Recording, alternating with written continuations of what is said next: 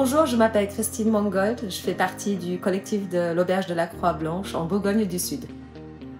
Je suis Tiffaine Boulet et je représente le château de Courtenvaux et en particulier son projet d'hôtellerie-restauration.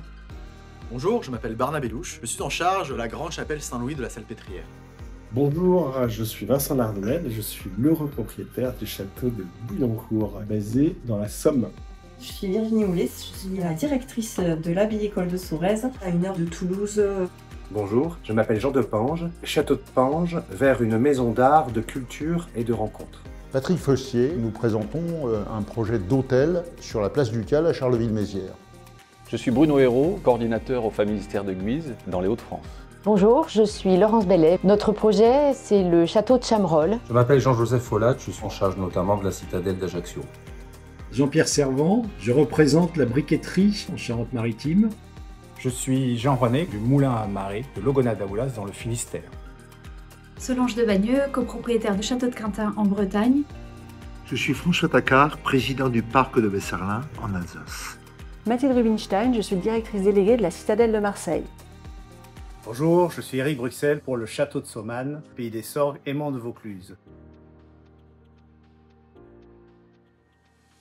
Une étoile de mer, bien sûr. La citadelle en a la forme et l'emplacement sur les rives de la Méditerranée.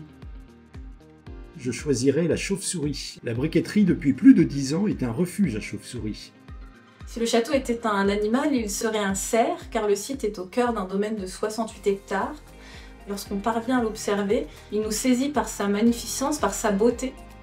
Je dirais le castor pour sa capacité à construire de manière vertueuse et bénéfique pour son environnement.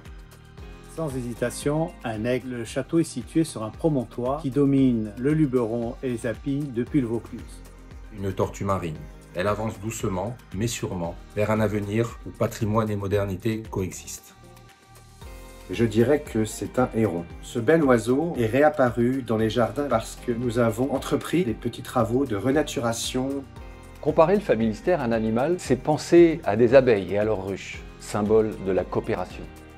Un nom me vient spontanément, c'est celui du sanglier, qui est l'animal emblématique des Ardennes, parce que le sanglier, il est tenace et endurant. MM Projet est bien évidemment situé dans le plus bel endroit de la Terre, à savoir la rade de Brest, quand elle se transforme en fjord. Un lieu propice à la création pour les artistes, et puis un lieu très ouvert pour favoriser les pratiques artistiques auprès du plus grand nombre. C'est la plus grande chapelle hospitalière de France, dans le plus grand hôpital de France. Avec un plan panoptique, une croix grecque avec des chapelles aux interstices, totalement unique en France. C'est ouvrir alors qu'il y avait des travaux énormes, que la toiture était parfaite, que les huisseries étaient complètement à revoir. Donc c'est l'ouverture immédiate. Production, formation et diffusion des métiers d'art, tout en adoptant un modèle économique innovant basé sur l'ESS. Le château de Chamerolles abrite un musée des parfums, une route des parfums, une présence des roses importante. On va à l'hôtel, mais on peut aussi aller au musée, découvrir également le village ou la campagne environnante et la montagne au nord. Aujourd'hui, il accueille près d'une centaine de PME avec 250 emplois, 200 habitants et 80 000 visiteurs qui viennent voir les beaux jardins et le patrimoine.